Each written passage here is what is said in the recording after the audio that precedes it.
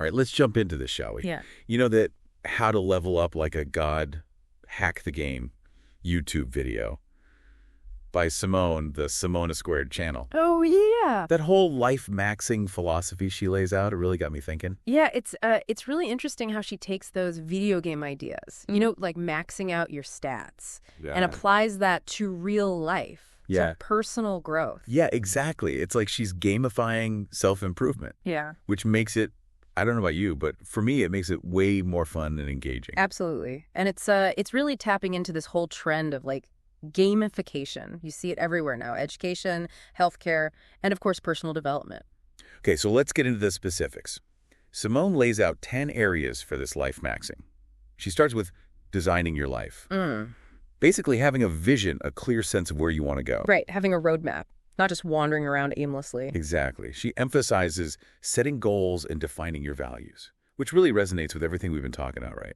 Oh, for sure. It's like if you were going on a road trip, you wouldn't just hop in the car and start driving. You'd have a map, Plan out your stops, make sure you've got what you need. Designing your life is kind of like that. I love that analogy. And she gets super practical, too. Like, she talks about reverse engineering your goals, starting with your ideal outcome and working backwards. Oh, yeah, that's huge. Okay. It can make things seem a lot less overwhelming when you break down those big goals into smaller steps. Totally. And she also talks about visualization, which is something I've been trying to do more of lately. Like really picturing yourself living that ideal life, feeling it, even making vision boards to keep those images top of mind. A lot of successful people swear by that visualization thing. Athletes, entrepreneurs, there's even research that suggests that just visualizing yourself achieving those goals can actually prime your brain for success, almost like a mental rehearsal. It's kind of wild how powerful our minds can be, right? Oh, absolutely. And that leads perfectly into Simone's next point, which is physical mastery. Yes. Taking care of your body. She's a big advocate for prioritizing your health and fitness. As she puts it, your body is like the vessel for everything else you want to achieve. Right. And she has this really interesting personal story about how she used to have a sleep disorder that was totally draining her energy and productivity. Yeah. But once she addressed it and started getting enough sleep, it was like everything changed for her. That mind-body connection is so real. We talk about it all the time, but hearing her story, it really brings it home, Like there's so much research out there about how sleep deprivation, bad nutrition, lack of exercise can really mess with your cognitive function, your mood, even your ability to handle stress. It's a good reminder that taking care of your physical health isn't just about looking good. It's about setting yourself up for success in every area of your life. Couldn't agree more. And, speaking of success, that brings us to her next area, mental mastery. Oh, yeah, this is a big one. All about developing a resilient mindset, controlling your thoughts, cultivating those qualities like grit and discipline, perseverance. Right. And she's really clear that setbacks are going to happen. They're inevitable. It's how you respond to them that really matters. I love how she uses her own experience building her YouTube channel to illustrate that. Oh, yeah. She talks about how she faced so much rejection and self-doubt in the beginning. Exactly. Makes it so much more relatable, right? It's a great example of what we call a growth mindset, believing that you can learn and adapt even when things get tough. Totally. She didn't let those early failures define her. She used them as fuel to keep going. And it also speaks to the power of having a strong why that drives your actions. When you have a clear purpose, it makes it so much easier to stay motivated and push through those challenges. Okay, so next up is emotional mastery. Ah, yes, this one is huge, especially in today's world. Simone describes it as being able to manage your reactions, not letting your feelings control your actions. Right, like being able to regulate your emotions. It's essential for making good decisions, building healthy relationships, and just navigating those stressful situations effectively. She gives this great example. In the beginning, when her videos weren't performing well, she could have easily let her emotions get the best of her and just given up. Oh, I can totally see that happening. But she didn't. She focused on what she could control, creating great content and consistently showing up for her audience. Exactly. She recognized her emotions were valid, but she didn't let them dictate her actions. And that's where having tools and techniques for managing those emotions comes in, right? Things like mindfulness, deep breathing exercises, even just taking a break to step away from a stressful situation. All of that can make a world of difference. It's not about suppressing those emotions. It's more about developing the self-awareness to recognize them, understand where they're coming from, and then choosing how you want to respond. Now, this is where things take a really interesting turn. Simone brings in spiritual mastery as a key component of life maxing. You know, this is something you don't hear a lot in traditional self-improvement advice, but it's incredibly important. Yeah, she argues that having faith, whether it's religious or spiritual, can provide a sense of peace and purpose that just fuels everything else. For her, it's about cultivating a belief in something bigger than herself, whether that's a higher power, the universe, or even just the interconnectedness of all things. Right, tapping into that sense of awe and wonder. We all feel it sometimes, you know, when we connect with nature or art or music, something that transcends our everyday experience. Exactly. And she suggests that having this kind of faith can help you stay grounded and centered, even when life throws you those curveballs. Because you know there's a bigger picture at play, right? Yeah. Even the tough stuff, the challenges, there's just part of larger journey. It's a powerful shift in perspective. Instead of feeling like you're constantly battling against the world, you start to see yourself as part of something larger. Which can bring a sense of peace and acceptance, even when things are uncertain. She also connects this to the idea of surrender, which I have to admit, at first it sounded kind of passive to me. Oh, yeah, I get that. But the way she explains it, it's more about acknowledging that you don't have control over everything. Yeah. And be willing to trust that things will work out as they're meant to. Letting go of that need to micromanage everything. Right. So we've covered 5 of Simone's 10 areas for life maxing: designing your life, physical mastery, mental mastery, emotional mastery, and spiritual mastery. What do you think so far? It's, it's a lot to take in, right? But it's all so interconnected. Right. It's like each area builds upon the previous one to create this foundation for a well-rounded and fulfilling life. Yeah, and if I had to pick one that really stands out for me, it's the emphasis on spiritual mastery. You know, I think that's something that often gets overlooked, especially in our modern society. But it's so important for finding meaning and purpose that goes beyond just achieving external goals. I completely agree. And I think it's something that a lot of people are searching for right now, even if they don't realize it. There's this growing sense of disillusionment with those traditional markers of success. You know, the big house, the fancy car, the high-powered career. Yeah. People are starting to realize those things. Yeah. Don't actually bring happiness or fulfillment. Right. They're looking for something deeper, something more meaningful. Exactly. And I think Simone's inclusion of spiritual mastery speaks to that longing. It's a reminder that there's more to life than just chasing material possessions or external validation. It's about cultivating that inner peace, purpose, and connection. And what I find so cool is that that kind of inner peace and purpose can actually radiate outward, impacting all the other areas of your life. Absolutely. It's like having this solid foundation that supports everything else you do. Okay, so ready to dive into the next 5 areas of Simone's philosophy? Let's do it. I'm especially curious to hear what she has to say about relationships, finances, and career, because those are areas that, well, let's be honest, a lot of people struggle with. For sure. Those are big ones. All right, let's jump in. Okay, so next in Simone's life maxing philosophy, she gets into relationship mastery. And she doesn't hold back here. She's really straight up about how much toxic relationships can impact your life. Right. Like, it's not always easy to admit, but sometimes the people closest to us aren't actually supporting our growth. Yeah, she even shared a personal story about how getting out of a toxic relationship was a turning point in her career. Wow, that's powerful. Yeah. It makes you think about all those little comments or actions that can chip away at your confidence over time. Exactly. It's not always about malice sometimes. It's just a mismatch of values. Or maybe they just don't understand your goals. Right. Or maybe you've just outgrown the relationship and it's time to move on. And that can be really hard, especially with people you love. Yeah, absolutely. She also talks about the importance of setting boundaries. Yeah. Even with those closest to us. Ooh, boundaries. Yes. Like learning to say no when you need to and not feeling obligated to please everyone all the time. That's so important for protecting your energy and your well-being, especially when you're trying to level up your life, you know? It's like you can't pour from an empty cup. You have to take care of yourself first. Exactly. But, you know, on the flip side, she talks about how important it is to have that supportive network, those people who believe in you. Yeah, like those friends or mentors. Yeah. Who inspire you to be your best self. Right, those cheerleaders in your corner. That social capital, that feeling of belonging and support, it can make such a huge difference. No doubt. Okay, so moving on to financial mastery, Simone's pretty clear about this one. Get your money in order. Right. Basically, yeah, it's about having a solid handle on your finances, paying off debt, investing wisely, building long-term security. What I appreciate is that she acknowledges that financial mastery, it's going to look different for everyone. Absolutely. It's not just about amassing wealth. It's about finding that sense of financial well-being, that freedom to pursue your passions and live the life you want.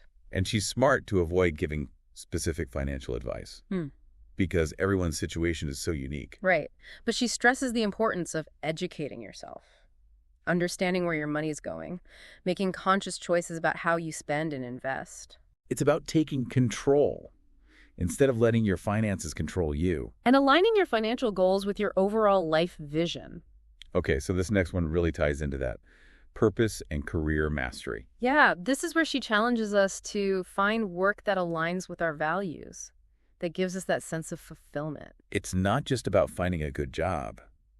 It's about finding work that lights you up, that uses your unique skills and talents. Yeah, that makes you feel like you're actually contributing something meaningful to the world. Right. It's amazing how many people feel stuck in jobs that drain them, that don't align with their values. Oh, it's a huge problem. It's like they're just going through the motions, feeling totally unfulfilled. Simone really encourages us to think about what we're passionate about, what our strengths are, and how we can use those to make a difference. And it doesn't have to be some grand world-changing mission. Sometimes it's about finding meaning in those everyday tasks, bringing joy to others, solving problems, even just using our talents to make the world a little bit better. Okay, now this one is interesting. Social mastery. Yeah, all about building that strong network, getting more comfortable connecting with people. It goes beyond just being social, though, right? Definitely. It's about developing strong communication skills, cultivating authentic relationships, really understanding those social dynamics. And she has some pretty specific advice here, which I love. Oh, yeah. Like what? Instead of relying on dating apps to meet people, she suggests focusing on building a high-quality social circle through shared interests, hobbies, activities. That's a good point. It's so easy to get caught up in the online world, but those connections can feel so superficial sometimes. Right. It's about getting out there, meeting people face-to-face, building those genuine connections. And it's not just about meeting new people either. It's about being a good listener, showing genuine interest in others, offering support and encouragement. Simple things, but they make such a difference. Absolutely. All right, ready for the grand finale. Hit me with it.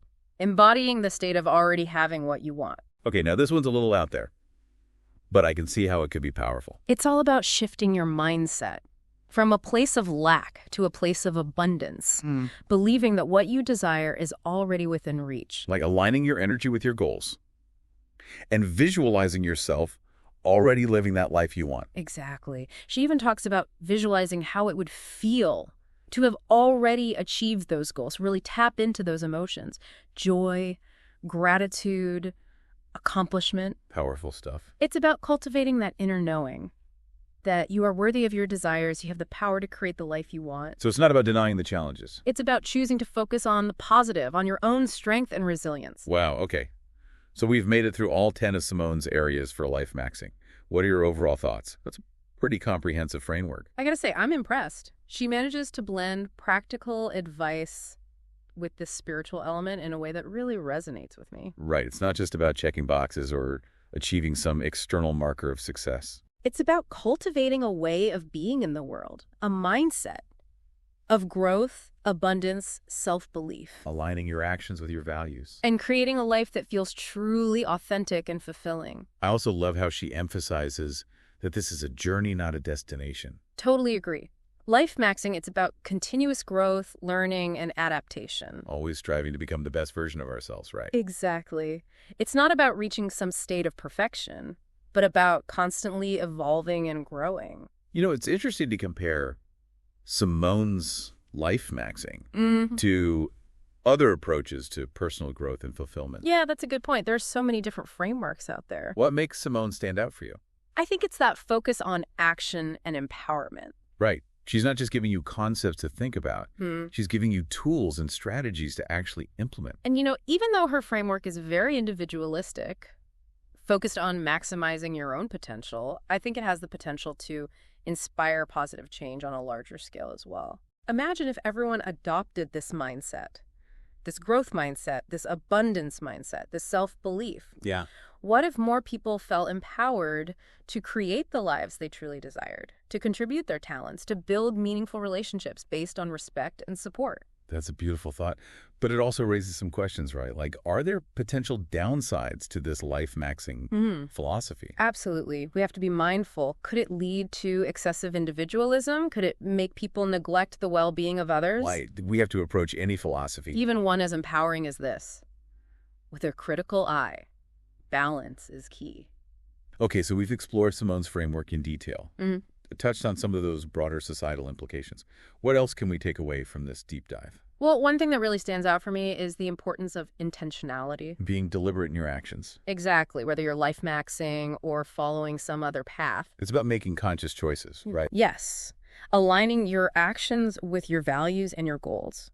If you're not intentional about how you spend your time and energy, it's easy to get swept away by the demands of daily life. And to lose sight of what truly matters. Another important point is how interconnected different areas of our lives are. Oh, absolutely. Like with Simone's 10 areas, our physical, mental, emotional, spiritual, social well-being, they're all intertwined. If you neglect one area, it's going to impact the others. Exactly. It's a holistic perspective, you know? We need to nurture all aspects of ourselves. This deep dive has really got me thinking about the complexity of personal growth, you know?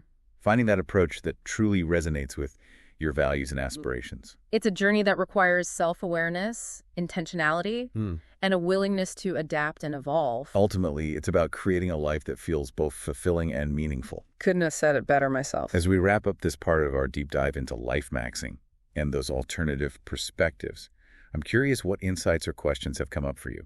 Well, I'm really intrigued by that idea of embodying the state of already having what you want. It's powerful, but it makes me think about authenticity and that potential for disconnect from reality. Right. Like, where's the line between visualizing your desired future and getting so fixated on it that you lose sight of the present moment? It's a balancing act, for sure. And I think it's important to remember that personal growth isn't just about those external goals. It's also about cultivating that inner peace and contentment. Finding joy in the journey, not just the destination. Exactly. It's a journey of both striving and acceptance, ambition and gratitude. And ultimately, it's a unique journey for each individual. Absolutely. There's no one-size-fits-all approach. So as you continue exploring life maxing and all these different philosophies, remember to approach it with curiosity, critical thinking, and a willingness to experiment. Find what works for you. And remember, the journey itself is just as important as the destination. This whole conversation about life maxing, it's really got me thinking about balance. Oh, yeah, for sure. Like, it's so easy to get caught up in that pursuit of more achievements, more stuff, more followers. Right, always chasing that next thing. That we forget about the things that really matter, you know? Our well-being, our relationships, our sense of purpose. Yeah, it's like society's telling us to hustle harder and never slow down. And while ambition is great, you need that balance. You need self-care, reflection, perspective. That's why I think Simone's point about surrendering to a higher plan comes in. Oh, yeah, that one's a bit tricky. It's about recognizing that we don't control everything. Sometimes letting go is actually more empowering. Letting go. That's a tough one. Especially in a culture that values control and predictability so much. Right, but there's wisdom in it, you know? Recognizing that sometimes the best thing you can do is step back and trust the process. It's like finding that sweet spot between effort and acceptance. Between striving for your goals and being at peace with the present moment. You know, this makes me think about Simone's advice on the people we surround ourselves with. If everyone's always striving, never content, it can be contagious. Oh, absolutely. That's why it's so important to have those people in your life who support your well-being, who encourage you to find that balance. People who remind you that true success isn't just about external achievements. Yeah, those people who celebrate your wins, but also remind you to slow down, appreciate the simple things, and take care of yourself. Finding your tribe, those who get it. Yeah, those who get you. This whole deep dive has been so thought-provoking. It really has. Simone's life maxing, it's got all this practical advice, but it also makes you think about those big questions. Yeah. What is success? What is fulfillment? What does it mean to live a good life? Yeah, and there's no one right answer, right? Exactly. What works for one person might not work for another. We have to be critical, question assumptions, adapt things to our own values and circumstances. It's about finding your own path, not just blindly following someone else's. And remembering that the journey is just as important as the destination. So as we wrap up this exploration of life maxing, I want to leave everyone with this. Be intentional, be mindful, and be kind to yourself. Yes. Don't be afraid to challenge the norm. Experiment. Create a life that feels meaningful to you. On your own terms. Exactly. And remember, personal growth, it's not a straight line. It's messy. There are ups and downs, setbacks, breakthroughs. It's all part of the process. The key is to keep learning, keep growing. Couldn't have said it better myself. That's a wrap for this deep dive into life maxing. Thanks for joining us. Until next time, keep exploring, keep learning, and keep leveling up, whatever that means for you.